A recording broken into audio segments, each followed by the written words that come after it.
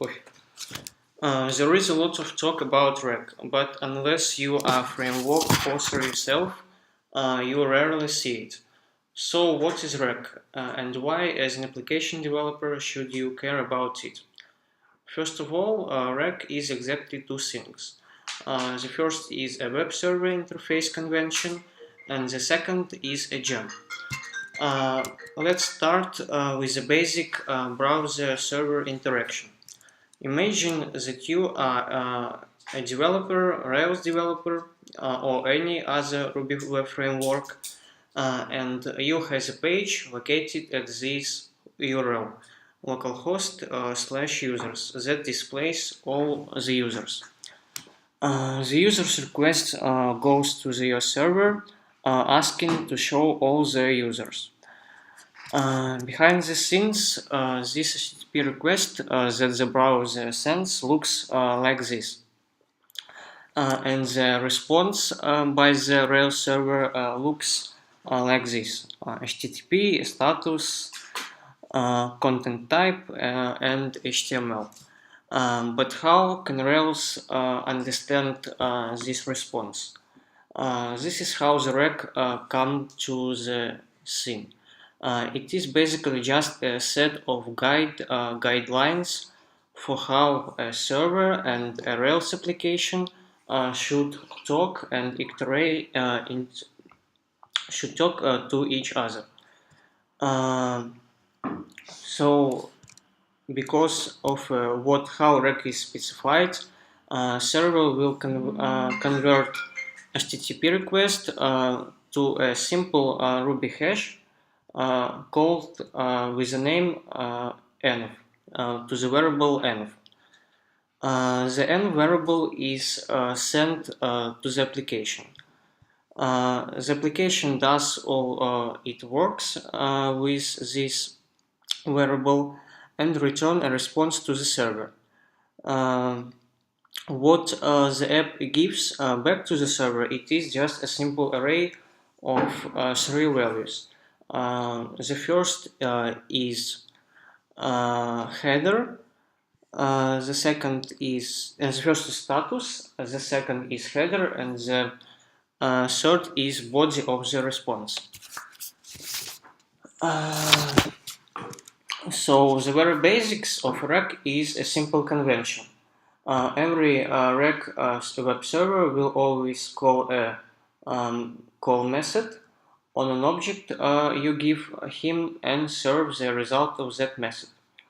Rec specifies exactly how this call method has to look like and what to return. So this is rec. And let's give a simple try to figure out what is rec. Let's create a simple web application that just return a JSON string.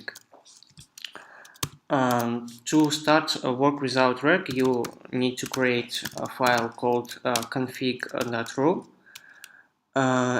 and just create a simple class, for example, JSON server.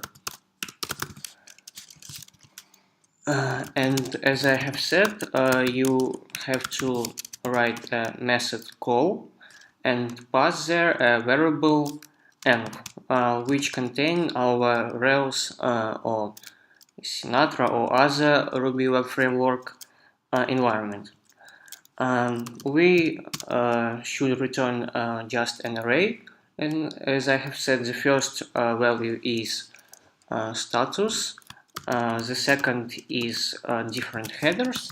For example, in my example, it is just a content type of our request, JSON request, and the third is just a body of the request. For example, hello world.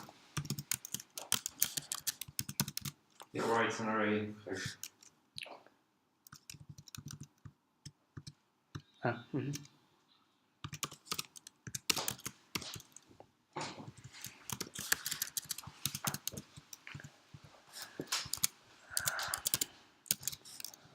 to call to start the rec server, we need to execute one command which provided to us by the rec gem.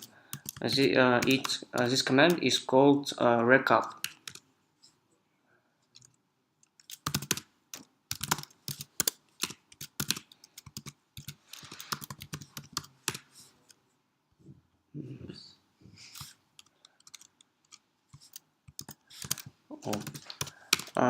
And of course we need to execute one command that just starts this JSON server.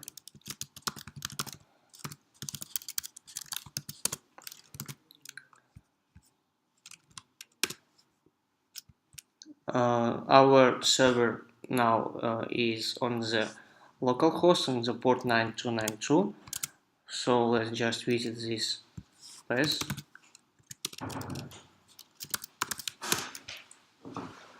And we see here hello world.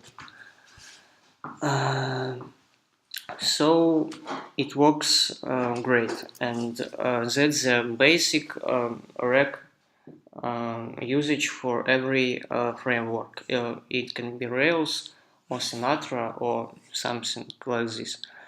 At some point they just implement the call method and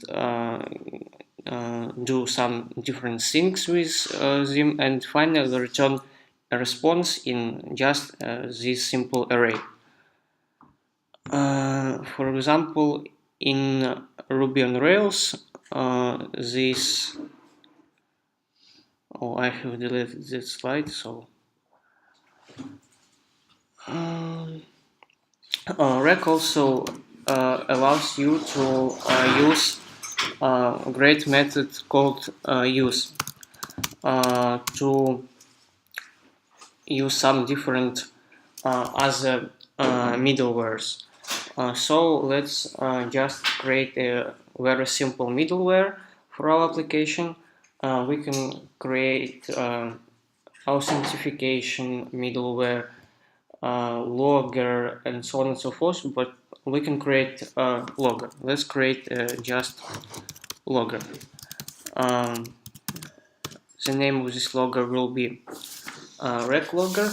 It will output to our terminal the request method, get, post, put, or delete, the path of the request, for example, /users, and time which took to accomplish this request.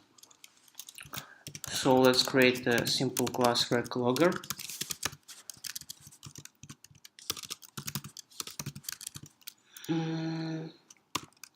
And initialize it. By rec convention, you in this middleware that you use here, in initialize method, you should pass an application.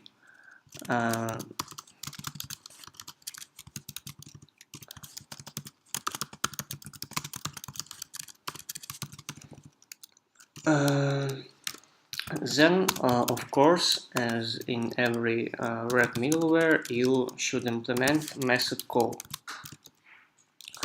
You pass environment variable intro call function. What does it mean? The mythical web server pass all the information about the request to this variable. I'll show this variable later.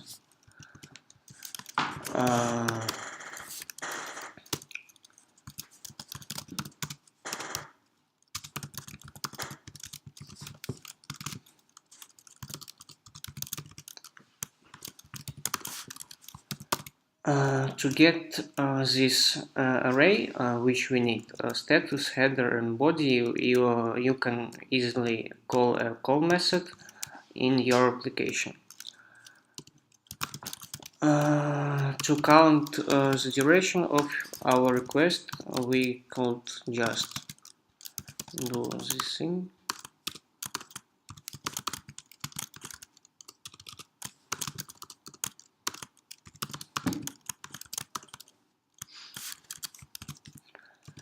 And we also need, the main purpose of our logger is to output to the console, to our terminal, the request method, which is also contained in the in the environment variable.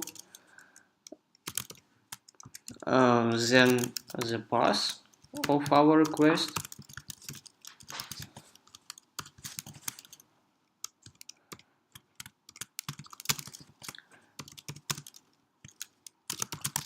and how many time took to the server to accomplish this request. And of course, in every call method, at the end, we must return a simple array of 3 elements: status, headers, and body.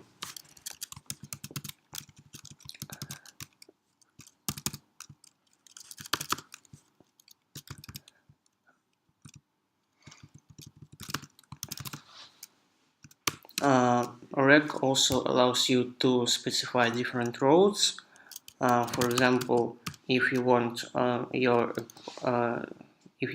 application at the route, for example, users, to execute this call method, you can just use method map and specify a route for this server.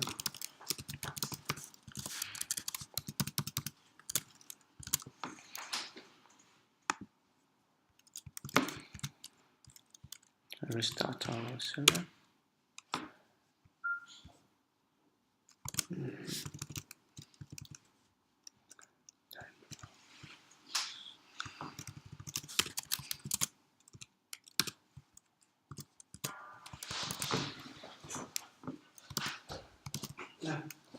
It is not found because we specified the special route users.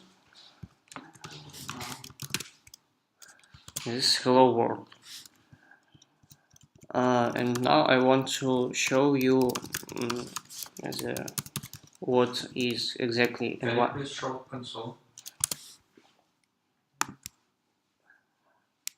So request method, pass, and how many time it took to the server to execute your request. And now I want to show you exactly what is this mythical variables, app and environment. So let's use binding pri for it.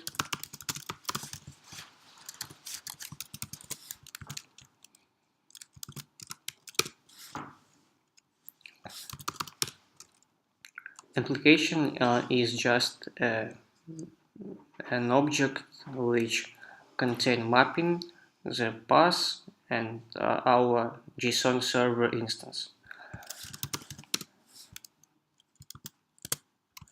So let's visit this URL.